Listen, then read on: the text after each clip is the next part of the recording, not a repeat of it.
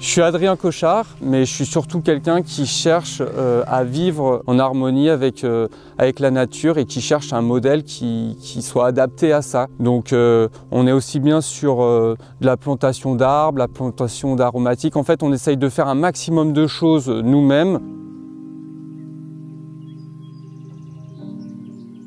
Ma maison, c'est une maison en terre-paille avec une ossature bois que j'ai dessinée moi-même, que j'ai fabriquée moi-même sans être charpentier. Je l'ai dessinée pour que tout soit optimisé à l'intérieur. Quand on construit une maison, moi l'idée c'était de faire 50 mètres carrés, le plus petit possible, donc moins de ressources.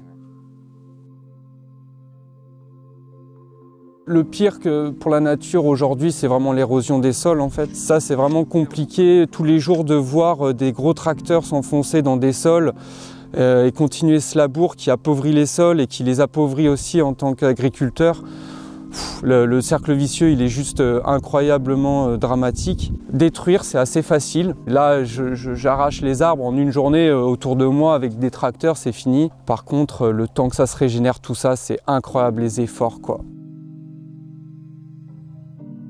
Il n'y a rien de plus important qu'une forêt en fait pour aujourd'hui passer les 12 travaux d'Hercule qui nous attendent. Si on ne comprend pas qu'il nous faut la forêt et en dimension incroyable, ça va être compliqué, quoi. J'ai oublié de prendre les bottes. Notre projet, il est là pour régénérer le sol. On se sent seul et quand on voit qu'il y a des associations comme des Enfants et des Arbres ou d'autres, hein, eh ben, c'est quand même une marche pour nous pour arriver un peu plus à ce qu'on veut faire, du soutien. Donc on ne se sent pas seul en fait dans ce sujet-là. C'est des coéquipiers, quoi. Hein.